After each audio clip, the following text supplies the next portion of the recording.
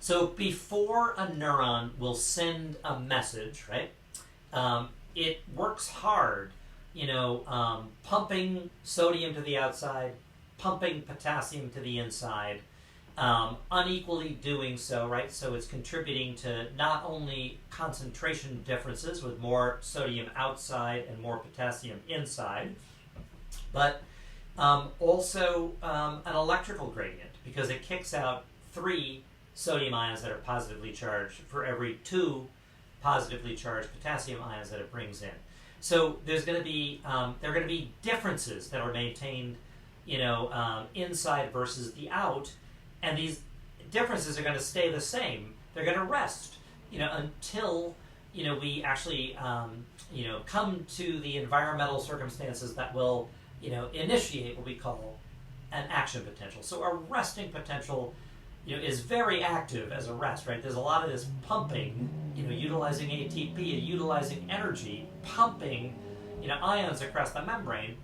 But in general, that's going to maintain the same sort of differences in charge and concentration, of these important ions, while a neuron is at what we call its resting potential. And I want to give a little background. We'll talk more about this in class as well, but into why we call it the resting potential, and then why we call it the action potential when there's current flowing and allowing current sort of propagating down from the initiation site, which we're going to see is the axon hillock, all the way down to the axon terminals here at the end.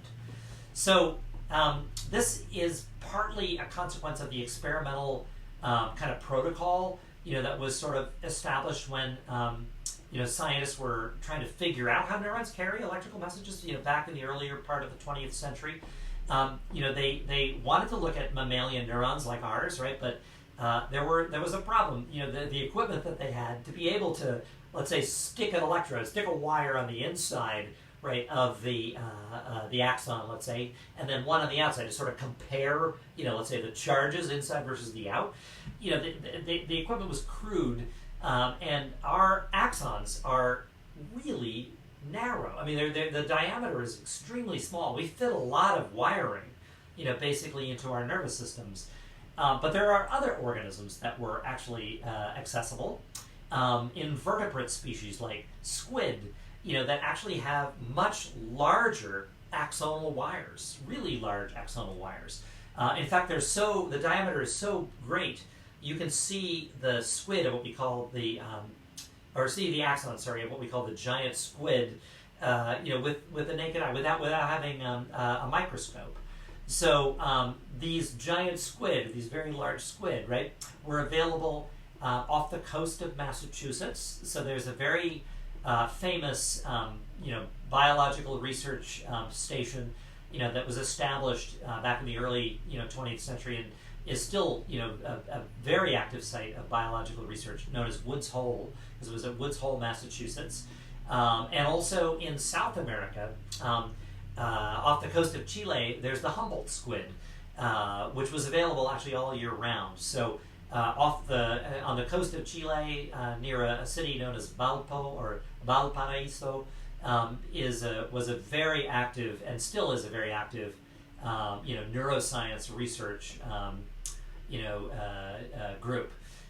So basically, what they did, the early part of the 20th century, they would take an electrode, what they referred to as a potential, and they'd stick it on the inside. They'd pierce the impermeable phospholipid bilayer, right? And they'd put a potential inside, and then they'd put a potential on the outside, and they'd connect them by a wire. And remember, I'm telling you that there's a difference in charge that's being maintained, right?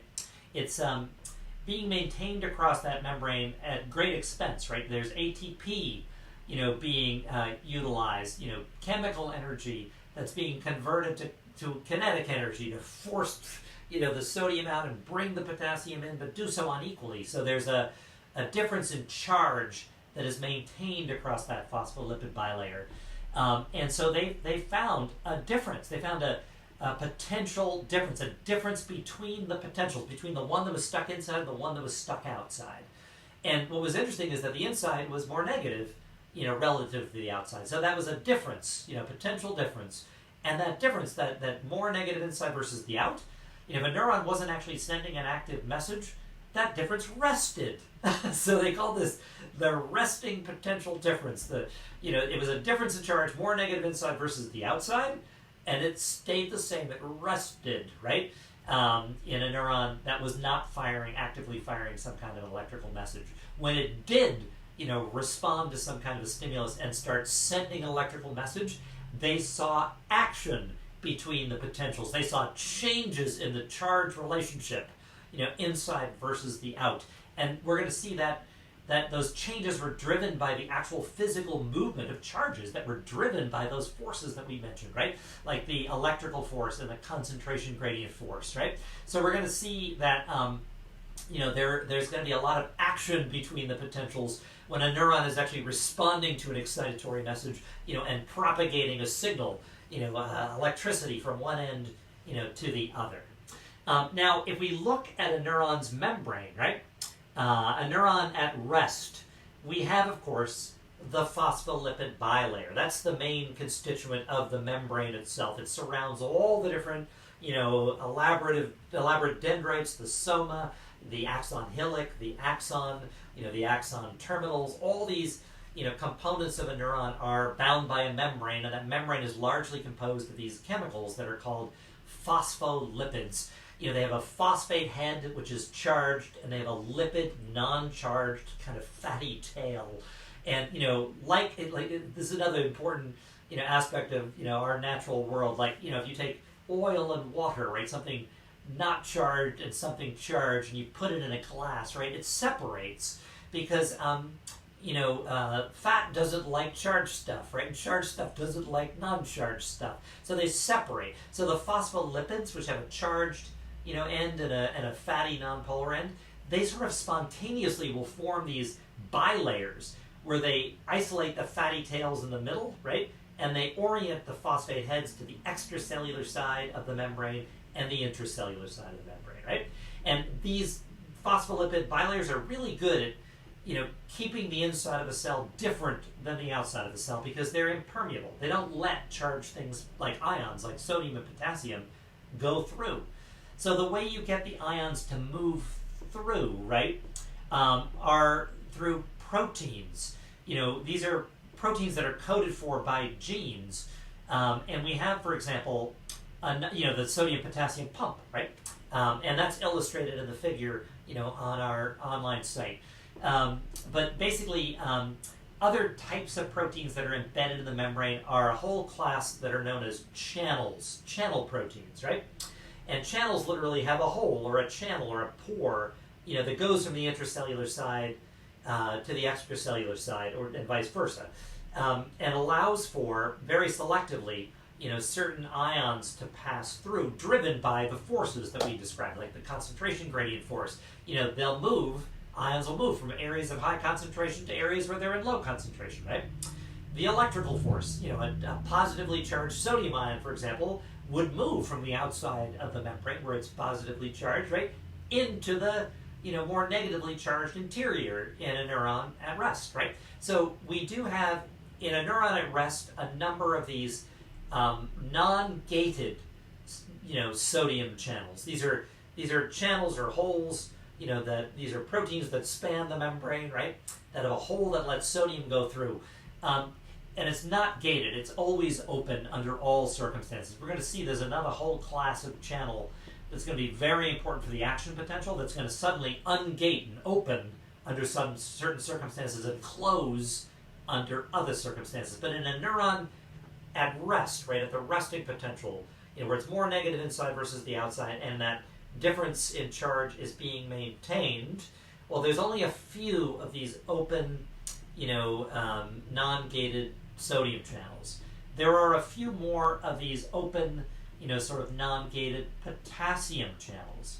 But what I want you to do is to look at these figures and realize that the sodium, through the very few non-gated channels that are open in the membrane in a neuron at rest, right, is leaking, from the outside, from the extracellular area to the inside, to the intracellular area.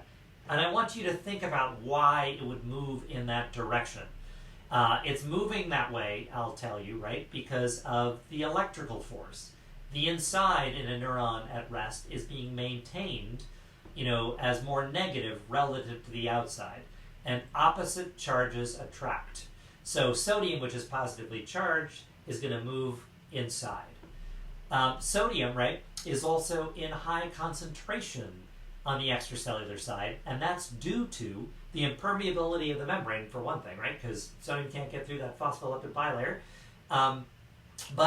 It came from your diet, so it started extracellular, started outside your cells, right? But in addition, any of it that gets in, really, is pumped out because there's that sodium-potassium pump, right? It's kicking out 3 sodium for every 2 potassium, that it brings in. So sodium's in very high concentration also on the outside of the cell. And the concentration gradient force, remember, it states that things move from areas of high concentration to areas of low concentration. So you can see why the sodium is kind of racing through, those few, non-gated leakage channels, for sodium in a neuron, at the resting potential, because the forces are all being maintained to really want to drive sodium from the outside in, right? The electrical force opposites attract, and also the concentration gradient force, things from high concentration to low. But I want you to look at the potassium channels that are open in a neuron at rest. These are non-gated potassium channels, right, that allow the potassium to leak across the membrane in a neuron at its resting potential. And the potassium, what we see in the illustration, right, is moving from the intracellular side to the extracellular side. So I want you to think about the forces that would be driving it in different directions in a neuron at rest. And, this potassium is maintained in high concentration on the inside, right, because the pump is pulling in the potassium. So there's going to be a high concentration, those brackets there that are large, mean a large concentration of potassium on the intracellular side. So it's going to want to move to areas of lower concentration. So the concentration gradient force is truly driving it out of the cell. But potassium is a positively charged ion, and the inside of the cell in a neuron at rest is being maintained, as more negative relative to the outside. That's again because the pump is unequally distributing positive charges, right? It's kicking out 3 positive charges to the outside while only bringing in 2. So it's making it more positive outside versus the inside, right? It's more negative on the inside. Another contributor is, there's another item illustrated there, right, which is the anion.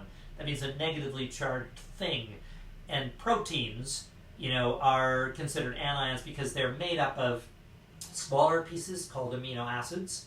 There are 20 essential amino acids that sort of make up all the different proteins that our cells can create. And a majority of those amino acids have a net negative charge. So if proteins are made up of mostly negative components, they tend to have a more negative cast. That adds an additional, aspect of negative charge to the intracellular side. So the concentration gradient force wants to drive potassium out because it's in high concentration inside, right? And things move from areas of high to areas of low. But the electrical force wants to, drive it, keep it inside, right? So I want you to be aware then, that at the resting potential and, throughout our discussion, of resting and action potentials and how neurons carry messages, that all these forces are sort of operating in parallel, right? And sometimes they're aligned, like they are certainly in a neuron at rest, to drive sodium from the outside in. It's positively charged and it's negative inside. Electrical force drives it in. Opposites attract. It's in high concentration outside because of the pump and low concentration inside. Concentration gradient force drives it inside, right? Because things move from high areas of high concentration to low. But potassium's more complex. And at least at the resting potential, we'll see there's a specific value to what the neuron is maintaining. The concentration gradient force is winning, and the net flow of potassium will actually be from the inside to the out at rest.